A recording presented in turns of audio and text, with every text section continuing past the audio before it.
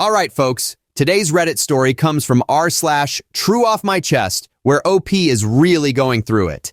This is a story of parenthood, love, sacrifice, and ultimately, the heart-wrenching decision a mother had to make for the sake of her family's safety. Alrighty, let's dive in. My child is a sociopath and we don't talk anymore, posted by Deleted.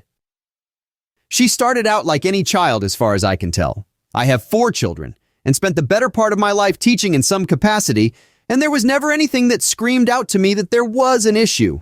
Little things along the way that now feel so much bigger, but nothing shocking or concerning.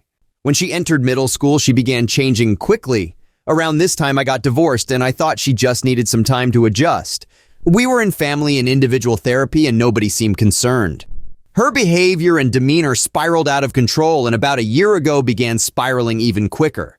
Her therapist called me at work last fall and said she could not work with my child anymore. That something horrific had come out in therapy, and she was out of her element. She said that my child needed inpatient care. We had done this many times, and more intensive therapy. We took her inpatient and then by some miracle scraped together an ungodly sum of money and got her enrolled in a highly intensive therapy program. We put cameras all throughout the house and locks on our smaller children's doors and set booby traps in the hall so we could hear if she was coming to anyone's room. We weren't sleeping a wink. We even called CPS on ourselves, hoping to get some help to protect the smaller children. I called my ex-husband and asked him to take custody. He wouldn't. I never thought I would get to that point. We enrolled in intensive family therapy, but my husband and I and our adult son were the only ones who did our homework, not my daughter. The PA that prescribed her medications was the lone, unconcerned person who screamed at my husband and I for an hour one day when we shared our concerns that current treatments weren't working. She said that we misunderstood our child and that she wasn't dangerous and that she needed more attention. I didn't know how to give her more attention. We are such a close-knit family. She and I had activities we did together, and we did family game nights and movie nights and ate family dinner every evening together. She was the one who would behave so badly that family dinners became silent to avoid her screaming or abusing people. She was the one who would refuse to vote for a movie and then scream at us when we decided on one, then refuse to watch. We'd had so many heart-to-heart conversations that ended in cruelty and abuse on her part. Nothing we did worked. There was no more attention we could give her. She didn't want positive attention. Her boyfriend came to us and told us that she wanted a bad home life and that if she couldn't have it, she'd make it. He was angry and concerned because he truly did have a bad home life. Of course, I was plagued with self-doubt the whole time, concerned I was overreacting, and this made me feel even worse. Even though everyone else around me seemed to understand the gravity of the situation, I was naive. She marched into our room in February and made a bombshell announcement that sealed everyone's fate. No number of cameras or therapies or sleepless nights listening for noises could protect our smaller children. There were threats towards the adults, but those were not the main concern. The things my child spewed that day will forever be burned in my brain. I don't think I was aware enough to realize this was the last time my baby would be home, but we packed up some things and took her to the ER on the suggestion of her doctor. She hasn't been home since. I stopped eating. I was throwing up daily. I still couldn't sleep. They sent her to a residential treatment center, and they emailed us some pamphlets and studies about the kind of future that kids like her have. It was grim. They are victims of abuse. They are taken advantage of. They can't hold jobs. But worst of all, they are constantly victimizing others. They said she is just shy of the legal age, that she can be diagnosed with ASPD, antisocial personality disorder, but that it is surely coming. And I see it. I see it now. For the first few months, we spoke on the phone a few times a week, and every time we got off the phone, I would want to die.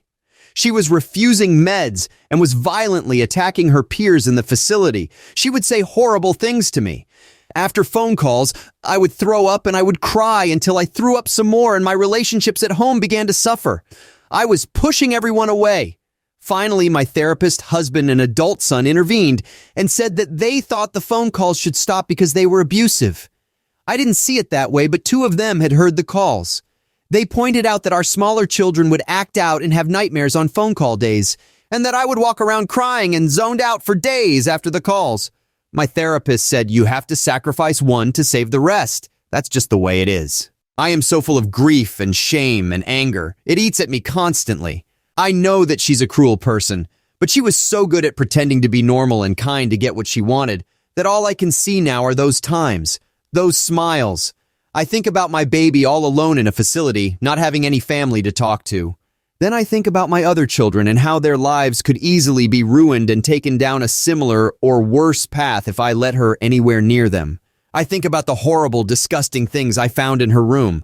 I will never get those out of my head. The things she stole from us that were creepy or just plain mean. Things she couldn't or wouldn't use, but meant something to others. The more I find out over time, the more horrified I am that this is my child. I am grieving like she is dead, but she isn't. And there are no casserole trains or days off of work or Hallmark cards for something like this. The second she turns 18, I am so afraid she will end up on the streets, and I don't know if I am more concerned about what will happen to her or what will happen to the people around her. The things she likes and wants to do are unfathomable to me. I am broken. Everyone who knows, my therapist and 2 friends, tells me I have done the right thing. My smaller children don't have nightmares anymore, and our home is happy and peaceful. And once I stopped taking phone calls, my health got a little better. But I think I will always have a huge hole in my heart, and I don't think the fear and grieving will ever end. I don't really feel like I can talk to anyone about it because they all were able to be cut and dry about it. I don't know why I can't. I know everyone wants me to snap out of it, but it's just not happening. It's all been weighing on me so heavily I had to get it out.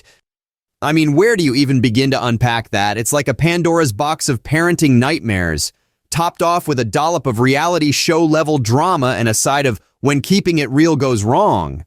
Honestly, I had to check the URL a few times to make sure we hadn't accidentally stumbled into an episode of Jerry Springer or Dr. Phil. It's almost unreal. It's the kind of story you'd hear about in hushed whispers from your neighbor's cousin's friend and dismiss as exaggerated gossip. Except, well, here it is in all its raw and unfiltered glory. But you know what gets me the most? The sheer normalcy of it all. Here we have a regular family doing regular family things. Game nights, family dinners, heart-to-heart conversations. Yet beneath this veneer of normalcy is an abyss of distress that just about swallows them whole. And the mother. Oh man, the mother! Talk about being caught between a rock and a hard place. I can't even begin to imagine the strength it must have taken to make that call. They say parenting doesn't come with a manual, but damn, I don't think any manual would prepare you for a scenario like this.